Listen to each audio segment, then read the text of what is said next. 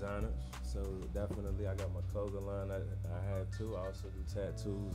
I'm a painter and an illustrator. So I'm currently working independently when I need to, and also work with Marriott, Ritz-Carlton, designing on their website and all of that. So I'm actually the design lead down there. So Nice. yeah. And how can people find you? You can find me on Instagram at Dreamin', which is JREA.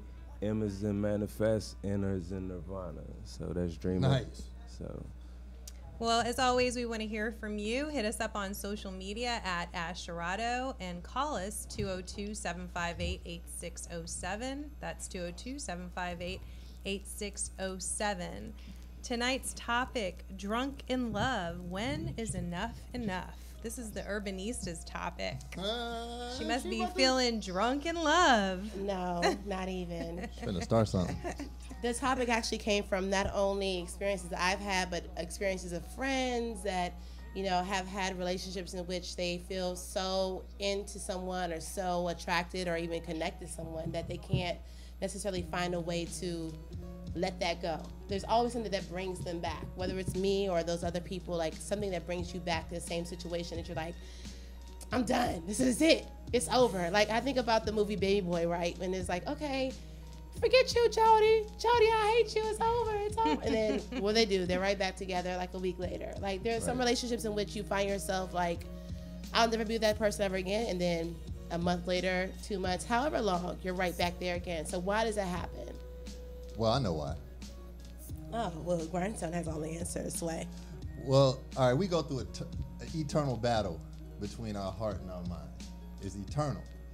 And a lot of the time, well, all the time, our mind carries the ego. That's like who we want to be, what we want to be doing, how we want to carry it. But then our heart carries something that might be a little more pure. It might be a little more foolish. And so a lot of times the heart just doesn't really understand the logistics of what you're going through, but it really doesn't need to know because it just knows love and it's just pumping love. But then the mind is like, yeah, but that don't fit in this box or this box or that box. And then so your ego changes from love to control. Like it wants to control something that's kind of uncontrollable.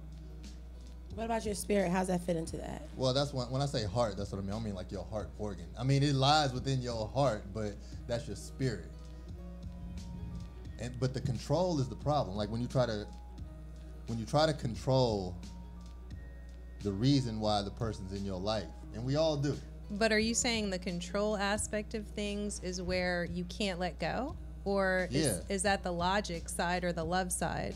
Where's the control? Well, it depends on the different situations, but oftentimes when things are going bad, not being able to let go, it's a battle that goes in between insecurity and it loses its sense of service because you're not trying to like serve the person or serve the situation.